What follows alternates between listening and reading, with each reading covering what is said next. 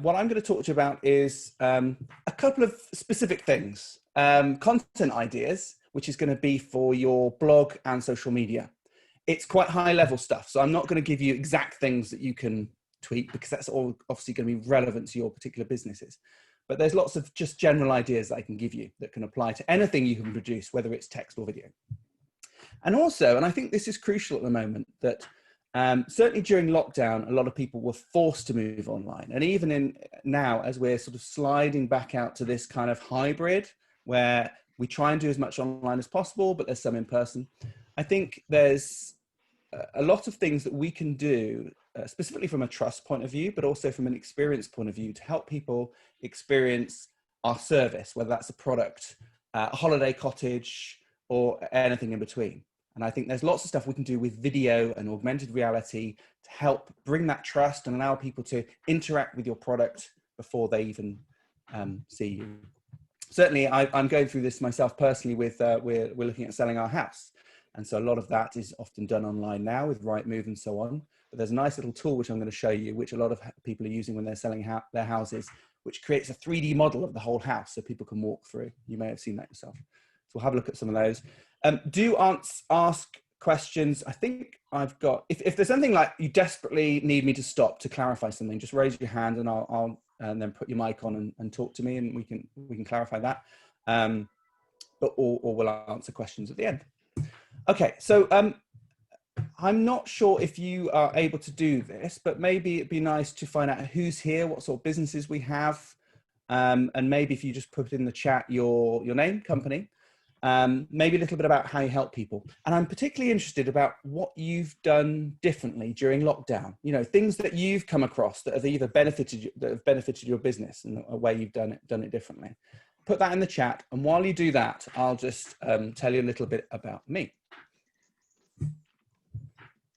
Okay, so my name is Ben Kinnaird. Good morning. I've worked with definitely over 500 businesses now, doing a variety of different things. I mean, my main interest is in marketing, but I work in lots of different areas: web development, search optimization, video. I like getting stuck into data from a website and understanding how people move through that.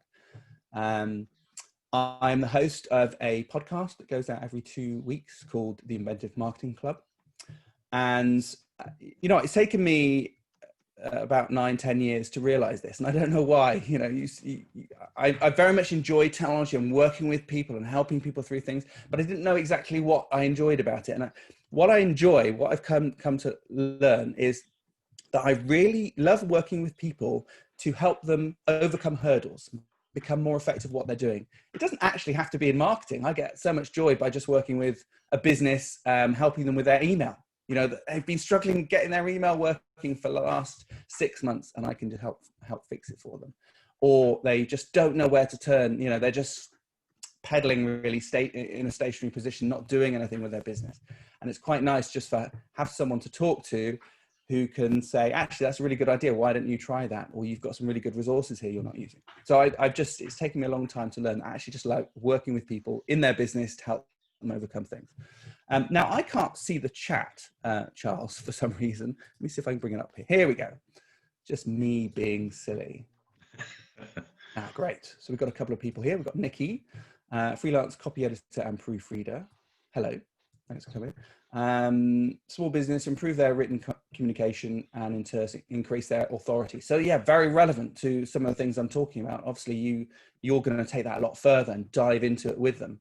But I think having good writing on the internet is where everything starts. You know, I think a lot of people, certainly with a website, they dive into the visual aspects of things.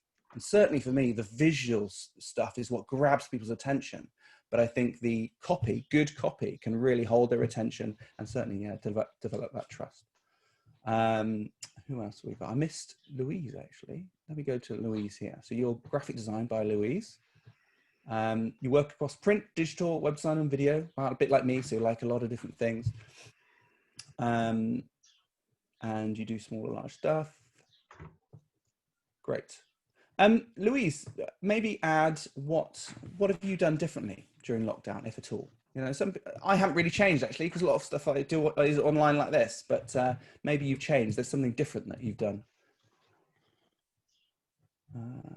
Adele, good morning. You're in the Cotswolds like me. I've done lots of free training. Calligraphy in the Cotswolds, lovely. And are you doing that online? Adele, are you doing all the stuff online? It'd be quite interesting to see how that's done. Sharon, good morning, your virtual assistant, which I think is incredibly important. Actually, it might be something that can really grow at the moment. Now people are working remotely. They need someone to help them. And you can't just have someone coming into your home particularly. I think a lot of people might work from home. You just can't have that person coming into your home, or maybe shouldn't have that person coming in, or it's awkward to do so. So that could be really good actually, and really grow. Debbie, your new startup business, creating and selling resin craft. That's interesting. Resin craft. Do you have a website? Maybe you could post that. Do you have anything we can see? You're looking forward to learning about everyone's experience. You last ran a business over 20 years ago.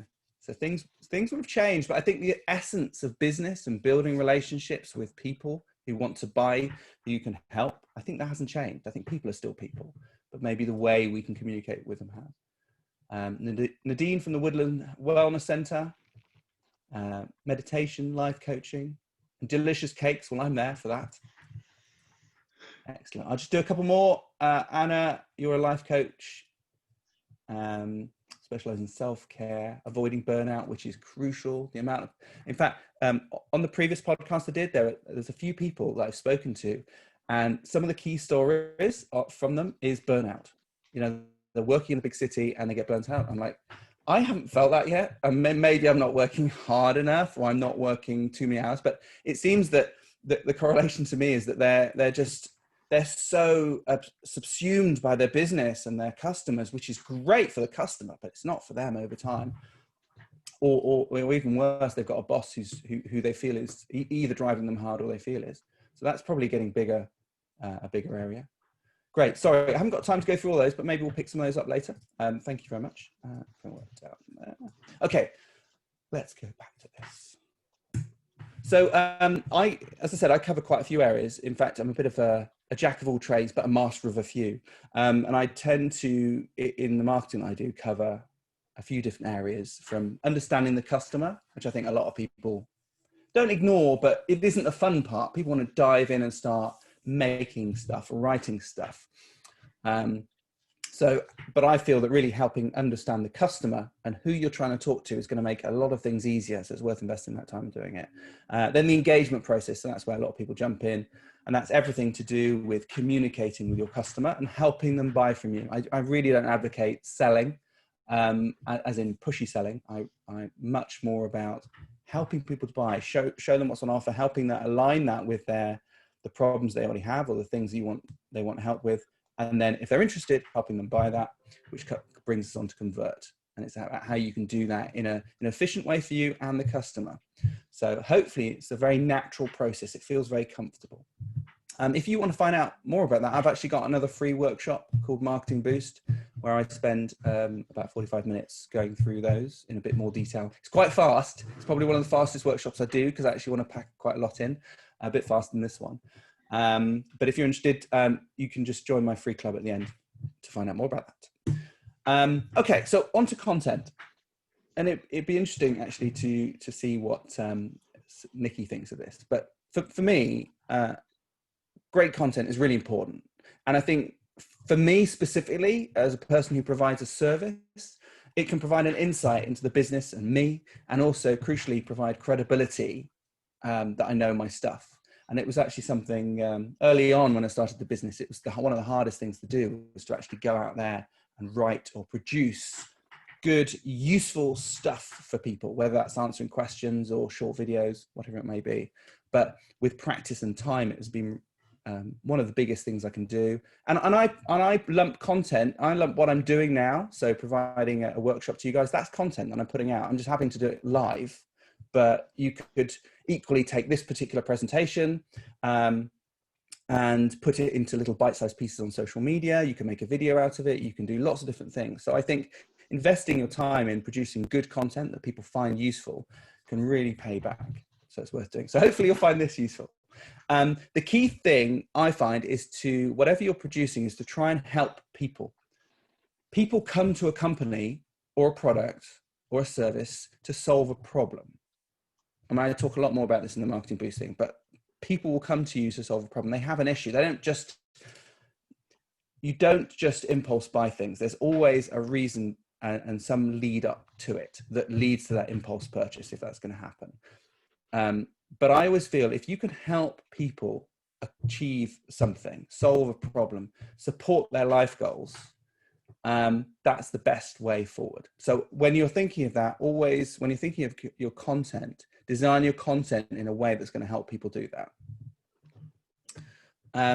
And the information I'm going to give you applies to both social media and blog posts. I'm very much an advocate of people developing a great website, because I feel that that's your presence. It's in your control. You can, no one can take that away from you as long as you pay your hosting bill. And I advocate that if you can produce everything that can be a part of your website, then the offshoots go onto social media. So little snippets go out onto social media to sort of reach more people and bring them towards you. A lot of people jump straight onto social media, and it can be a really good platform to reach new people, find new people, engage, and get a lot of conversation. But unless you're careful, it can be a lot of busy work, and you might find you're spending a lot of time doing that without gain. You might feel good, you might get lots of praise, but you may not ultimately get what you want out of it, which is downloads, bookings, sales. Ultimately why we're doing it, because otherwise we'll just work for someone else and just play with social media on our own. And the other most important thing with content is, whatever you do, try and ask for action or someone to do something where possible. So whether it's a blog post or social media post, if you can get someone to do something, I think you're not you're helping them. And it could be, let's give you an example of a non-sales type action. If you put some content out there on social media channel, people might like it. Well, great. What do they want to do next? Maybe they want the longer version. Maybe they want to see some more of that content. Maybe they actually really like it, so they want to find out a bit more about you, so they can subscribe to your feeds and find out more. Because I find sometimes a lot of great content gets lost because it doesn't have this call to action at the end. It's not asking people to do something more. And it certainly doesn't need to be to buy, but it could be just to click through and find out more, sign up, join my emailing list. I mean, emails are still really useful. So whatever you do when you're producing something, try and ask for some form of action, even if it's quite small, just to get people onto the next step. And that's not just a way of sort of convincing people to move down your marketing funnel, but it's actually a useful thing for them. You know, if people are interested in the video you've just produced and put out onto Facebook, then maybe they'll be interested in something else. They'll be interested in the next chapter of that video. So always be thinking about how you can ask for action and ask people to do something a little bit more. Okay, so let's get into a bit more detail. If you've got, if you're putting out stuff on the blog, social media, wherever, it's helpful to think about what you're putting out there and trying to be specific about it, rather than just coming up with an idea and just putting it out there. I mean, sure, that's fine, but that to me requires a lot of effort. And if that's fine for you, then do it. The most important thing, if you're going to do that, is measure it. So whatever you put out to engage with people, to communicate with people, to share how your business works, make sure you measure it. But I would say that you're better off if you can have a plan. So the first part of the plan is to know who you're talking to. We're skipping that at the moment. And we're going to jump to the second part of the plan, which is to think about the content that people will be interested in. Now, I've mentioned before that a lot of people will benefit from helpful content. So if you can focus most of your time on producing something that will help them in some way. So that could be a blog article, it could be a short series of tweets, it could be a series of videos or a long video. There's lots of different ways of doing this, but just always be thinking about, how am I helping people? And if you're a service provider or you provide information, don't worry about giving things away. I've given away so much information in my, 10, 11 years now doing this, and it doesn't stop people still coming to you asking for help. There will always be people who are able to sit alongside you and take in all the information you're giving them, and they'll do it themselves. Fine. But they'd do that anyway. And you know what? They'd probably do it with someone else's tweets, blog posts, or videos that they're putting out. And so it doesn't matter. Those sort of people are great. And I'm, in some ways, I'm that sort of person. I'm happy to learn from the information people put out. But there are a lot of people who don't have the time to do that. They aren't interested in learning so much about it. So at some point, they're going to need your help. Certainly, if you're selling a product, it's a bit easier. You know, they can't have the product without paying for it, like a physical product. Or if you've got some kind of software or something like that. But the same applies. People are looking to solve a problem. Now, if you could help them with that problem, or you can help them with little bite-sized chunks of that problem leading up to the big problem, that's where I'd focus your time. And I would probably, for me personally, spend majority of your time on helpful content if you can. And I've given some examples here. So if you're a bookkeeping service or an accountant, you might write articles on how to file your VAT return and give sort of a few step-by-step instructions or things that people need to watch out for while they're doing it. Maybe you want to be specific to zero. If you're looking for zero customers, then you want to be specific to a process on zero. And that's great because then you're honing in on the specific customer you want.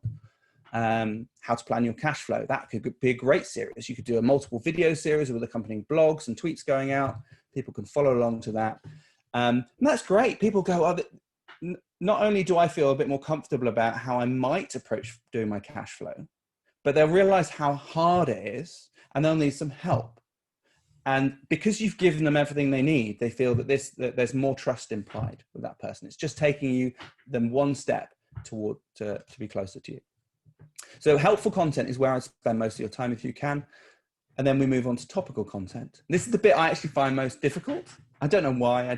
Maybe I'm just not with my head in the news all the time. But I think this can work really well for getting more reach and finding more customers, because you can key into things that are going on at the moment. So usually I hear with Game of Thrones, when there was a new Game of Thrones series coming out, that people would be on social media likening what they're doing or bringing their company in to Game of Thrones. It could be anything. Anything that's going on where you feel your business can align to it in a jokey way or in a serious way or however you want, then it can be good to find the right hashtags or people to join in on those conversations, so you start to get found, or your profile starts to get found, and your content reaches more people in that way. It can be a really good way of growing an audience. I'm just not very good at it, because I find it really difficult to be on social media all the time. And I think for me, that's where it really works. If you enjoy social media and you're on it all the time, I think if you can find those topics and hashtags to follow and become relevant and join that conversation, that's where it can work really well. So if you're good at that and you like social media in that particular way, topical content is a really good way of reaching new audiences. And then once they're following you, then they'll find the helpful content useful, and then you can draw them into buying something from you if that's appropriate. But you also need to talk about your product. So a lot of people don't share enough about what they actually do and sell and offer someone online. So you need to talk about that. You need to, at the very least, talk about it on one page on your website. But ideally, I would say talking about it on multiple pages. Certainly from an SEO point of view, you want to capture different search traffic coming in. Like a bookkeeper, they might want to talk about the questions people ask. Do I need an accountant? Well, yes, you do. And here are the reasons, and here's how we can help. Or maybe the benefits of moving to cloud accounting. I mean, sometimes the government's going to force you into that, which is what they're doing with a lot of tax online. Others, it's just more convenient. You know, actually, it's not necessarily better to print out invoices as you get them and stack them in the file than give them to your accountant. It's just because that's what you know. But actually, if you can show them a better way, then it's not actually going to cost them more money. It's going to be easier for them, and it's going to be cheaper because their accountant isn't going to charge them as much. So actually talking about the specifics of how you work are really good, and giving people examples. This is where case studies can come in really well. I mean, that's where anything that's talking about you is this product element, and it's useful. But the way I look at it is do a lot more helpful content and topical content where you are talking about your customers or helping your customers, or you're talking about things that interest them. Do a lot less of the product stuff, which is all about you and how you work. It's valuable and really important, but it's not the key thing people will be interested in, but it's got to be there when they are. So I know you can use the 80-20 rule, you can use whatever split you like, but just do what's comfortable, but do a lot more supporting and helping your customer before you talk about yourself. And it's the same, you've probably experienced this in a real networking environment. If you were to go in and just start talking to everyone about yourself, people may politely listen to you, but at some point they're going to be put off. Whereas if you go in and you ask questions and you listen and help if it's asked for, then people will find that they've had a lovely engaging conversation with you and you may not have had to say very much. So you can use the same sort of rules here. Okay, let's move on. So here's just some examples that you can do, and you can maybe produce a video for them if you're happy to do that. You could produce a slideshow, we'll put some music over it. You could write a blog post. You could write a series of tweets. It doesn't really matter how you achieve these. You know, that's going to come down to what your audience wants, who you're trying to speak to, and what they're going to appreciate.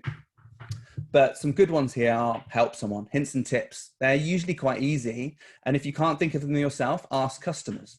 And the nice thing about asking customers is that's another engagement with people who already pay you money. So it might be there's an opportunity to that they'll need some help. Certainly for me, usually every time I speak to a customer, another problem comes up. They go, oh, Ben, I was just thinking about updating something on the website the other day. And so you get an opportunity to talk to them about that. I'm not selling, I'm just talking to them about something else, and an opportunity comes up. So hints and tips are really good. Questions you get asked a lot, maybe just put that online somewhere as a simple FAQ.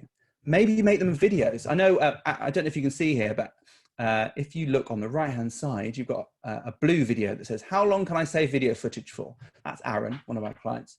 And so he took a lot of these questions that he gets asked and then produced little videos where he is just in front of the camera. Nikki, his sales manager, is just asking him the questions and he's answering them.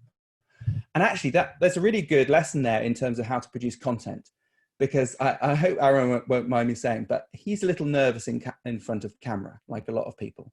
And so he's great in person. He's so enthused about CCTV and how it works and the security elements, but you put him in front of a camera and he wants to read from a script and he's dry. So we said, why don't we just ask you questions? Because when you respond after being asked a question, you're completely natural. And so that's a really good tip. If you're in front of camera and you want to appear as if you would appear in front of a customer, just get someone to ask you the same sort of questions that the customer would. And then you just come across really natural. Yeah, try not to read anything online. It's hard. Okay, so misconceptions people have about your industry, little things that they thought but aren't true, or you need to sort of help them along the line. I like insider info, secrets. Real secrets, not pretend secrets. Actually, things that are quite interesting. You can have a deep dive on that. Mistakes people make, it's quite a good one. So I did a blog post and I'm going to share a little bit with you about video. So a lot of people make mistakes with video and they have it very dark. Maybe they've got a window behind them, so they look just like a silhouette. Or there's different mic or technology or earphones they can use. So there's lots of mistakes people use when they're on a Zoom call or they're recording themselves or even just doing a sort of selfie video that just make that content not so nice to watch or listen to. And so actually sharing those particular mistakes is quite good. It's useful for my clients because I can share it with my clients. If they're doing a video, say, have a look at this blog post.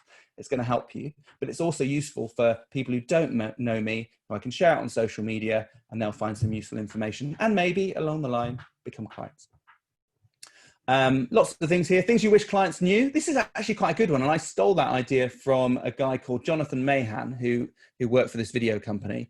And he was saying, this particular one, which I quite like because it serves two purposes. It helps you create content. So it's something you can talk about, but it's also something where if maybe a lot of clients come to you with, they have the wrong idea about what you do. Or they don't know enough about what you do. They just think you do one aspect.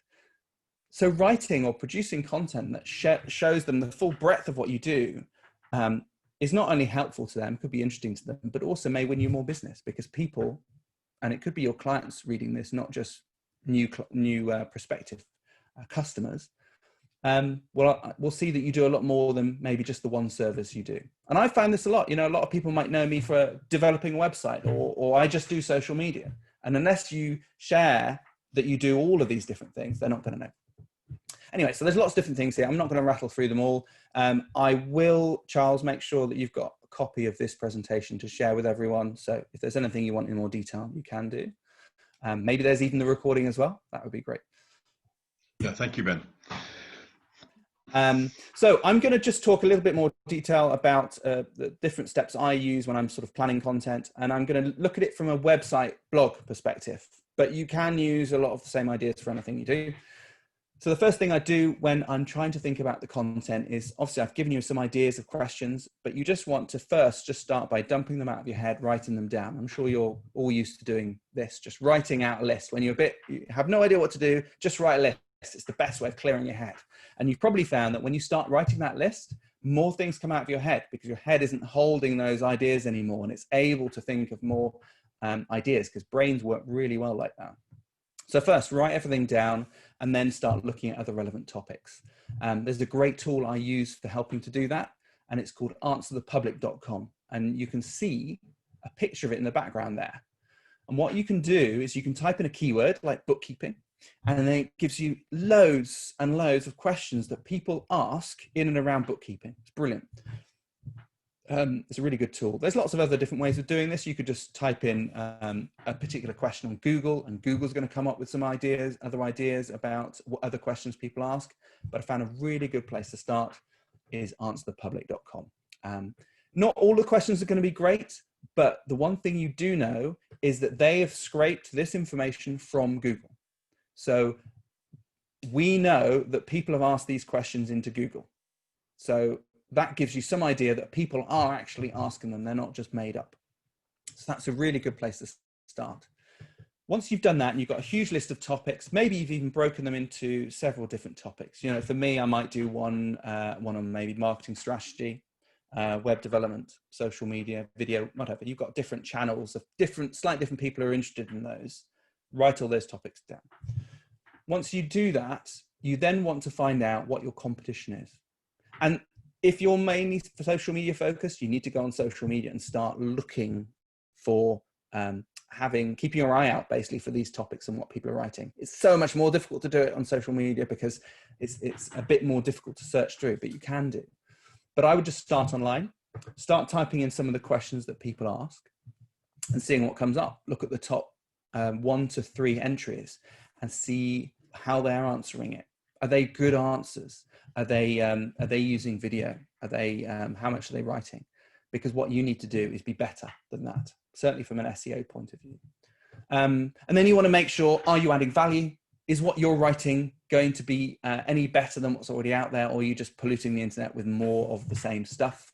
Can you add a different angle on it? Can you do it better? Do people want to share it? Do they actually need it? It's all valuable questions, because otherwise you might be wasting your time a little bit. And then if you want to start optimizing it for to be found on search, making sure that you've got the right keywords in there. So if you are going to start writing content, make sure that you've got keywords that people actually use. And I'd say that if you're starting from using Answer the Public, that's a good place to start, because you will have the words that people use to search in there already. Okay, I've given a couple of other examples where you can find content. Google Trends, if anyone hasn't used that, it's really quite a fun tool to put in a couple of different keywords and then compare them over a timeline. So you can, maybe if you're unsure about using one word or another, you can put it into Google Trends to see if one's going up, one's going down. And so that's quite fun. Or if you scroll down to the bottom of search, that Google gives you related searches. So it gives you different ideas about other searches that similar people have made. So they're all quite useful in terms of planning. But the main thing is just to get everything out of your head and start writing it down. And then it comes to writing. Now, again, this is for writing an article, but you can take some ideas to write for shorter pieces as well. And to me, I think of social media art as little bite-sized blog posts. So the way I do this first is write the headline and description first. And this benefits you in 2 ways. One, I think it's easier just to write down what the headline is, which could be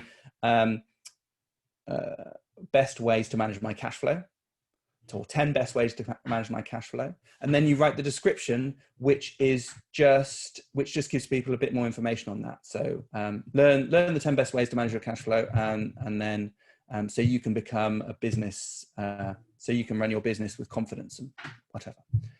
The reason for doing that is that headline description is going to be the first thing people see in Google search. So it sets the expectation. It's also something you can use on social media to some degree. You can alter that headline description to become a useful bit of content, perhaps. It's also easier to write because if you've just written the headline description, you've done the hard work. All you now need to do is just fill in the blanks. You've set what you're going to be talking about. You've given a summary of the content, and now you just need to fill in the blanks. So the next thing you do is, let's say you're using a Word or Pages document, you put that at the top, and then you just write other headings or sections that you want to talk about that's going to help cover off and answer that particular question. Excuse me. So if it's 10 ways to sort out your cash flow, then you're also going to have 10 headings there at the very least. And so you start writing out those 10 things. And then once you've got those 10 headings in place, you can then start writing the content underneath. Some of you, particularly if you're a copywriter, you're going to have your own way of doing it. I just find that's the easiest way for me. It's what I do for videos. It's what I do for presentations like this.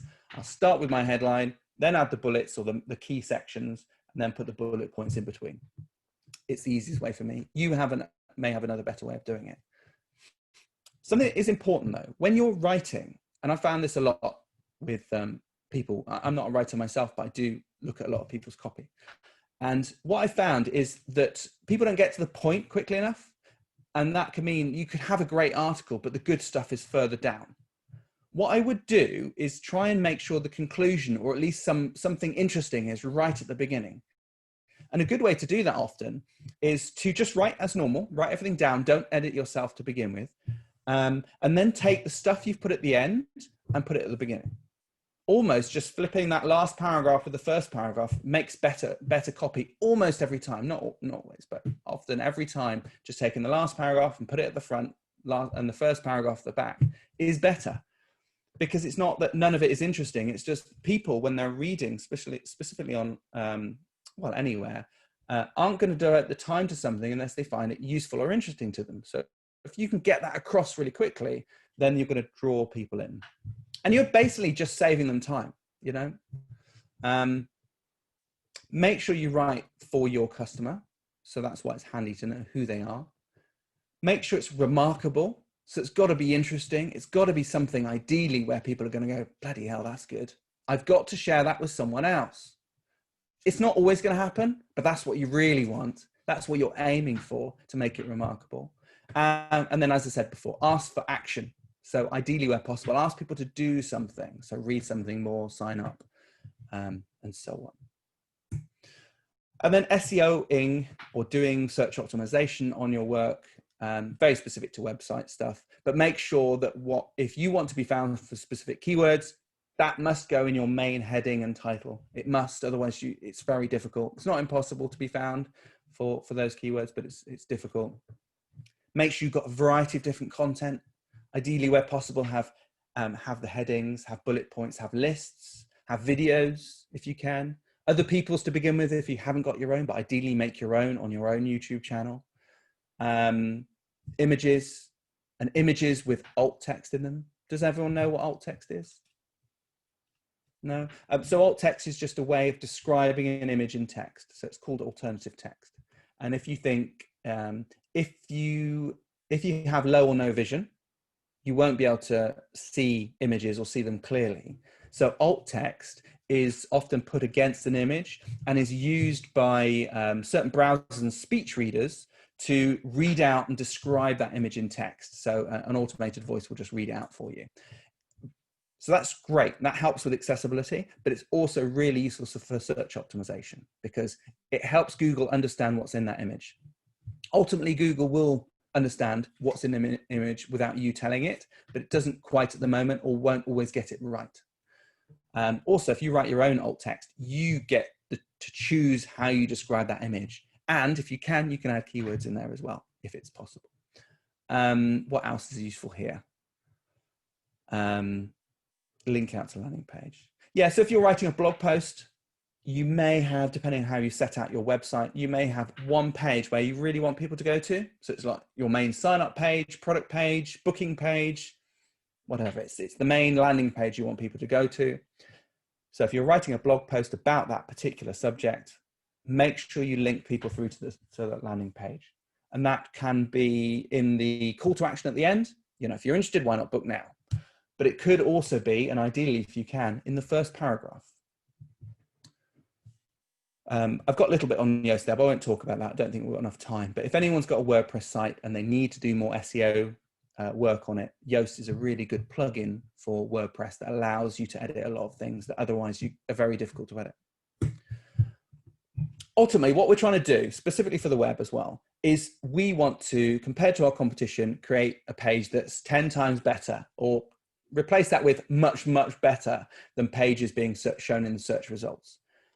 There's lots of factors that will affect you in search results, but if your page is better, more interesting, has more content, is more useful, is longer in many cases, then Google will reward you for it. And I've definitely seen that in action. And ideally you'll get people sharing it, linking it if it's really good, but it's got to be good. You've got to look at it and go, that's really useful. That's a handy resource. You share it with your customers and they go, thank you. And they thank you for sharing it. Okay. So that was all about content, really. Quite a sort of deep dive in certain areas, but I'm not going into anything specific. What I'd like to do now, though, is look at something specific, which is to do with how you might get across an experience of some sort online. I don't know, some of your businesses may apply to this, but certainly ones where it's better where people meet you or see what you're doing. But that's really difficult to get across online. It can be really difficult. And there are ways of doing videos really useful, a really good method for doing that, but there are others as well.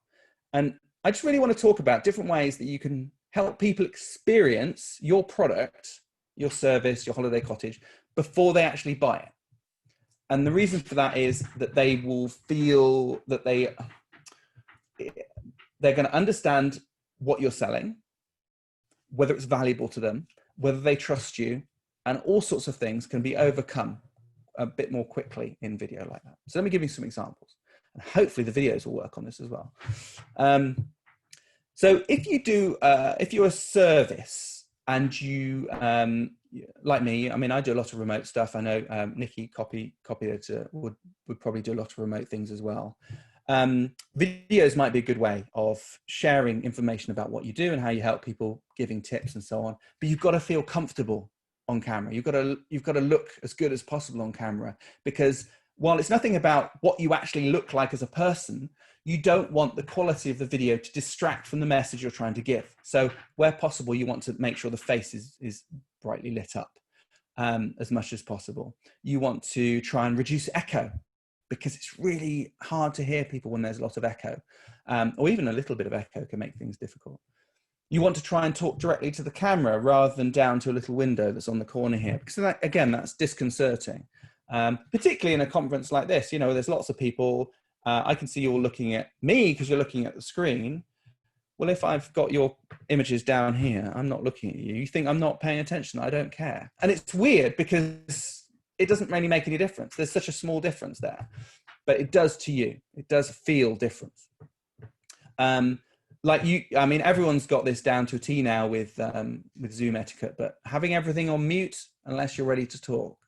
And it's not that people are going to be talking over you. It's the background noises. You know, maybe you've got an animal in the background, you've got road noise, you've got kids.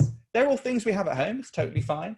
But actually, if having it on mute, you don't need to think about that because it's so distracting for the speaker and everyone else. Using a dedicated mic if you can do it. I don't know if everyone's just using these sort of headset mics at the moment for their stuff. That's better than nothing. Seriously, it makes such a huge difference. But if you can invest in, and I'll try and hold it up, a little mic.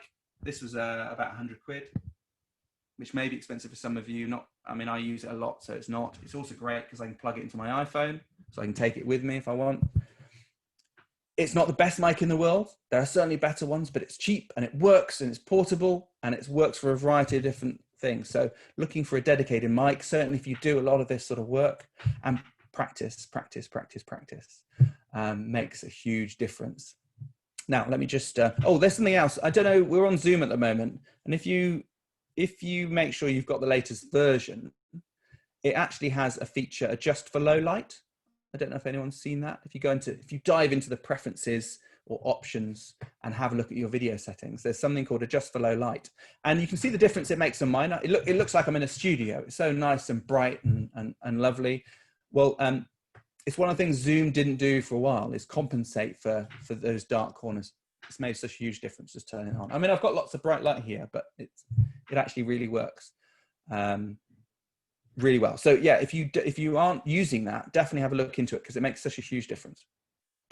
Here's just some examples so you can visibly see the change between them. So if you start top left, that is me just looking at the camera with no, in fact, I've pulled down one window. So we've got one window from my left coming over there. It's not lighting my face. It's very dramatic, but it's not great for a Zoom call or a piece to camera.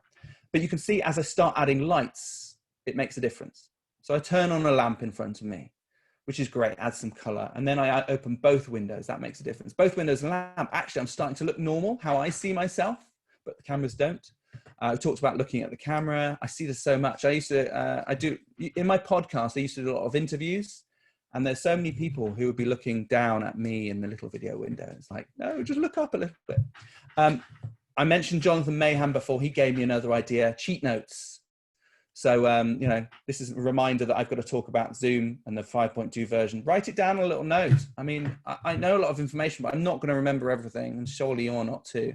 So write little cheat notes, especially if you want to look straight at the camera with a sticky note. You can just stick it straight up there. No one can see the note that you've got, but you can see it there. And if you just need to glance and have a look and remind yourself of what you're talking about, you've got it there. And the rest we've talked about. So you can just see it makes a huge difference. And if you want to do a lot more presenting to camera, spend some time on that. Not necessarily money, but spend some time getting the lighting right and the audio as good as possible. And then if you need better equipment, go and get it. Okay, so video. So I'm going to talk about different ways of people can experience things online. Video is fairly straightforward. Most of us have pretty good video cameras in our pockets now. I mean, even this is an iPhone 7, but it goes up to 4K at 30 frames a second. That's really good in terms of quality. There's certainly better ones now with the iPhone 11 and 11 Pro. So you can start there. If you need better video equipment, go for it, but don't go for it first. You know, like with everything, try and get the basics right, practice with what you've got first. So let me give you an example of a video walkthrough for this property called Portland House. Now, we didn't do this. This was actually done by the estate agent because they were looking to sell the property. And what we did is just edited it down a little bit because it was quite long. But it actually gives a really good impression of the building. So you can see the size of it. You can get an impression of the rooms and the quality without having to flick through lots of pictures. So it's a nice passive experience, but it looks good too. The reason I'm showing this screen is that normally if you went to the website, you'd see this video just sort of a short loop just going round and round. So you're instantly grabbing people. And that's just an alternative to having a slideshow, which just changes images every second. So here's the video. And it just starts off with a short establishing scene. Then we get to see their communal area, because this is for like 22 people. So it's a big place. The dining room. And you're just quickly moving through, just giving people a bit of a gist. There's a nice shot here to see the Aga. I think that's important for a lot of people who wanted to stay here. And then a few of the bedrooms, but not all of them, because there are quite a few bedrooms and we don't need to see them all. And then moving through to the garden spaces at the end so they can see the exterior. And it's just having a video like this. I think they produced this video just with a standard camera on a tripod. I mean, you can get fixings for these that go onto a tripod, and then you can just do a sweep around a room to get something, or you just walk around. You know, a lot of video cameras have very good steady cams in them. So actually you can walk around and get great footage. So having something like this has been really useful to them because they did have it on their website, but it was long. It's like 5 minutes long, really boring, laboring the point, because it was for an estate agent. An estate agent wanted to show everything on there. cut it down to 60 seconds and just show what people want. So it's the same content, but it's just a bit more interesting. So video is still really relevant. A lot of people, not enough people are using it. So it's definitely worth focusing on. 3D photography. So this is the cool thing that I've come across. This is really quite fun. I won't go into too much detail, but I will show you a quick video and talk about it there. Will this play? Here we go. So this is a property that's on Ben Goff estate agent site. And what's lovely about this technology is the photographer can come along and take lots of still 3D photos, 360 photos, and then the software Matterport will stitch them all together into this 3D environment and allow someone like a prospective buyer to click through and view the property. So it's like an alternative to a video walkthrough. You could use this for a holiday cottage. I'm talking to a shop owner about them using it in their shop for people to walk through. Maybe they've got customers in London and they don't want to come all the way down here now to buy, so they can actually use this software to sort of look around the shop and see what they want to buy virtually before they come and attend. It's got this great, what they call a doll's house view, so you can zoom right out. It's crazy. Really good software. So this is Matterport. The one thing I would say with it, which is quite cool, is you can download the software onto your iPhone, probably Android, I've not checked, and you can do your own one of these. It takes ages, but you could do it. If you want to do it for free, you can do your own sort of 3D photography yourself. And I'll just quickly show you augmented reality because we're running out of time. See, Charles, I did tell you I'd overrun. I get quite excited about these things. I don't know if anyone's heard about augmented reality, but it's basically where you have 3D objects which are overlaid on the real world. And there's lots of different ways of doing it. Here's an example from an architect in Hereford where they are starting to, or they're experimenting in this case, using it for clients to preview their buildings in situ. So if they're building something, a new build, they can actually put their 3D object onto the phone and allow the client to walk around in the space to see what their building would look like. Here's Alex just talking about it. One of the useful things about this is that Alex explains here is that you can use that 3D video not just to show clients what it looks like, but you can also use it with the builders and the people putting in the services, because you can make sure you don't get collisions. You can make sure that that wall's in exactly the right place to run the pipe through and various other things like that, saving you money. So it actually works for everyone as part of the build in terms of visualizing it and saving money. There is the full video of this. If you want, you can watch it online. It's quite interesting, Alex explaining about it. Right, I finished. I just want to tell you about the club. So if you are interested in getting free content, do sign up. Just go to my website, ratherinvented.com/club. And every month I run this thing called Marketing Boost, where I run through those 3 key areas about understanding your customer, engaging with them, and then converting them, and doing so in a nice way. And also doing all of this in a healthy way, something that isn't going to burn you out, something that you can do repetitively over time. So go and have a look at that and sign up for the free version there. Q&A, 10 minutes left. Thank you very much for listening. Have we got any questions that I can go through? I'm sure there's something. Yeah.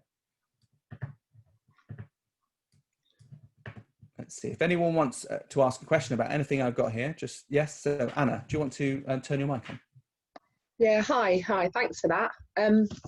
I just thought I'd ask about blog posts because I got given some advice that you need to write every month, and I just wondered if you have a take on how often it's good to do a blog post and how much content, because I think they were sort of saying 600 words once a month-ish, but I don't know if you agree with that. Well, it depends. And it depends on, there's 2 things. So let's split them into 2 answers. So the first part about timing, depending on what people are searching on. So if it's a blog post and people are searching online, I'd say that it's more important about the content of that blog post than the frequency. Because once you've posted it, it's been indexed on Google and it's available for search once Google has gone and looked at it.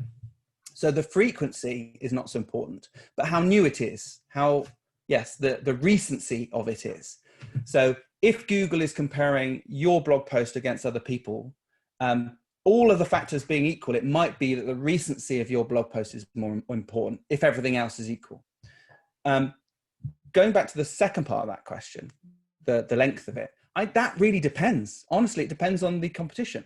If your blog post is competing against other people who've written a couple of 100 words on it, so 300 words, and they haven't really put much effort into it in terms of other content, then you don't need to make much extra effort over that. So 600 words would be fine.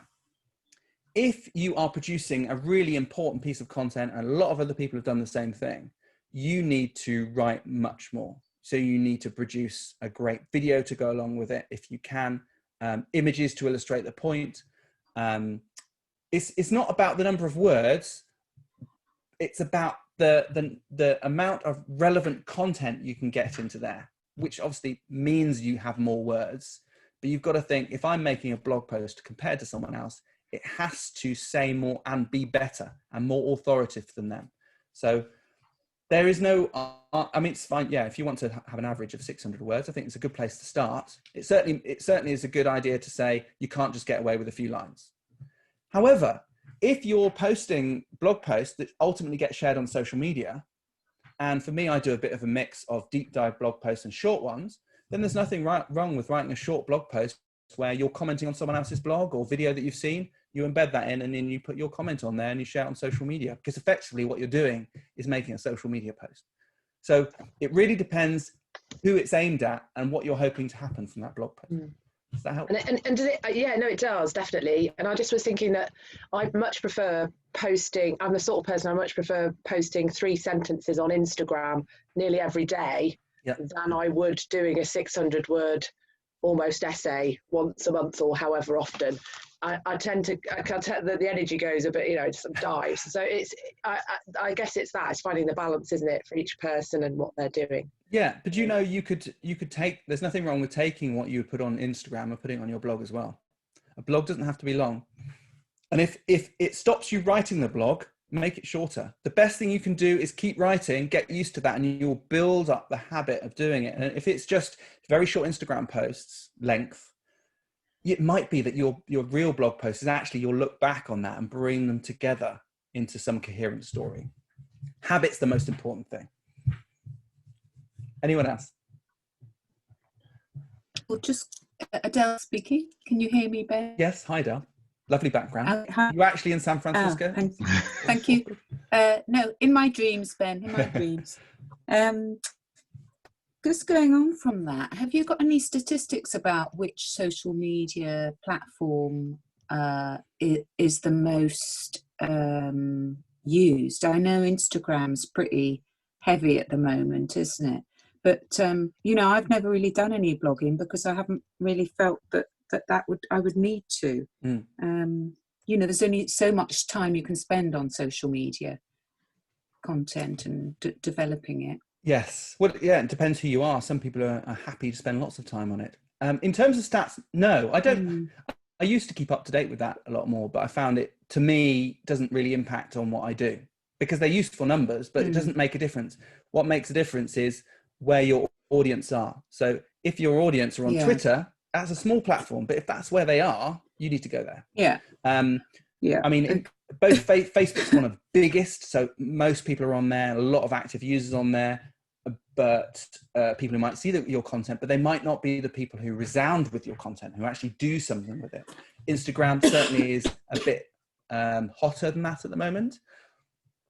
TikTok's certainly very hot for a specific type of content, but if Trump has his way, then that's going to disappear for the US audience, or change at least. So it really depends on what you're trying to achieve in terms of that. And you were saying about blogging. I really see that you can use blogging as your own social media platform. It's something that you control. So we're just talking about TikTok, and now how I was listening to a podcast about how lots of influencers on TikTok who make a lot of money, some multiple $1 million on there, they might lose all that, or it's certainly thrown into turmoil. So the ad agencies are going to pull away from that and just sit on that. So suddenly they haven't got any money. The nice thing about having your own presence online is that if that happens to you or something changes, you've still got some control. So blogging is still important, I would say, because it allows you to reuse your content somewhere else. It allows you to move from one platform to another. So say you're on Facebook, but actually Instagram's better from you. It allows you to sort of bring your audience over because you've still got a little bit of control over them to some degree, rather than being at the whims of social media channels. Yeah, I like your answer. I think you're right. I have to concentrate on my audience, but I might have multiple audiences. So yeah. Anyway, good. Thank you. Thanks, Adele. Ben, can I just ask a question? Yes. Hi, Sharon. Yeah, thanks. Great talk. Thank you very much. Really helpful. Just wanted to quickly ask about how much and how often to put out on social media. I always get really daunted by this. Oh my gosh, I've got to produce so many posts and I've got to find all this content. So I'm like, how often should I post, or is there a starting point to go on and then you can build up? I think with social media, it is slightly different because it does depend on the algorithm. I mean, the filters and the order that you are shown online, and whether you're going to be shown to people, so specifically on Facebook, but other platforms as well, is affected by how often you post and how much engagement you have. I haven't looked into the details so much on social media channels, but let's look at YouTube, which is a kind of a social media channel. Certainly, it's certainly considered one. And I know that the more you post your videos with a regular frequency, so let's say you started posting monthly, and then you start going to weekly, and then maybe daily, you will get more views. That YouTube will show you more in search or in recommended videos. Because of the way their algorithm works. Obviously, your videos have to be on topic with what other people are watching, but the more you post, the more likely you are to get seen in search. The problem is, you might have heard a lot of YouTubers get burnt out by this. They start producing daily content, and eventually they go, "I'm not doing it anymore." By that time, hopefully they've got a big enough audience, it doesn't matter. But I don't think you want to get yourself into the habit where you feel you have to post every single day just because the algorithm rewards you for that. I think if you can, try and focus on helping a core group of people and get them to help you do the work of sharing that message for you. So really work on your audience, spend a lot of time on that, and not worry so much about how many posts you're putting out. Because I'm sure you can bring it down to maths and say, well, if I put this many posts out, I'm going to get this much engagement, and that's going to show me in the results more, and I will get more people. But ultimately, does any of that matter? I mean, what matters is whether people buy what you're doing, whether it's a free product or not. That's what matters. And so really what you've got to do is try what feels right for your audience in the right space and measure the response. Are you getting people ringing you? Are you getting people downloading something you want them to download? Because that's the action. So many people spend a lot of time on social media and have a great time on there, but it doesn't achieve them anything. Yeah, thanks. It's really up to you. Sorry, it's really difficult to say. There's no specific answer on it for me. No, Sorry to. Thanks, Sharon. Oh dear. I'm sorry to interrupt. I think the time is against us, Ben. So I think we better wind it up. But I wanted to, I assume everybody knows, but you may not, that Ben has given his time for free this morning. We don't have the budget for these recovery workshops, so he's willingly shared his wisdom with us this morning. And really, Ben, you practiced what you preached. You shared a lot of great wisdom there, and thank you so much for doing it. Thanks, Charles. And anything you want to say as a sign off, Ben, or we'll just close the meeting and with grateful thanks to you. Thanks very much. I don't know, Charles, if any of the people attending are on the full Start to Grow course, but I know I'm running another one as part of a program. I'm not sure if they can join the program late or whether that's part of something they can join into, but I'm running another Start and Grow course in September. We're in September already, blimey. Mid-September, that if it might be worth them looking into. It's much more about what I've talked about, in fact, a bit like the marketing boost, so really diving into the customer audience. I know Natalie will know more about that and whether it's relevant for people. If you'd like to join, just contact us and we'll fill you in and give you everything's on the website. But equally, if you're not sure, do pick up the phone. We actually have people who answer phones, which is quite nice these days. So, yeah, that would be great. Thank you very much indeed, Ben. Thank you, and thank you for joining us, everybody, and have a great week. And I hope September hasn't come around too quickly for you all.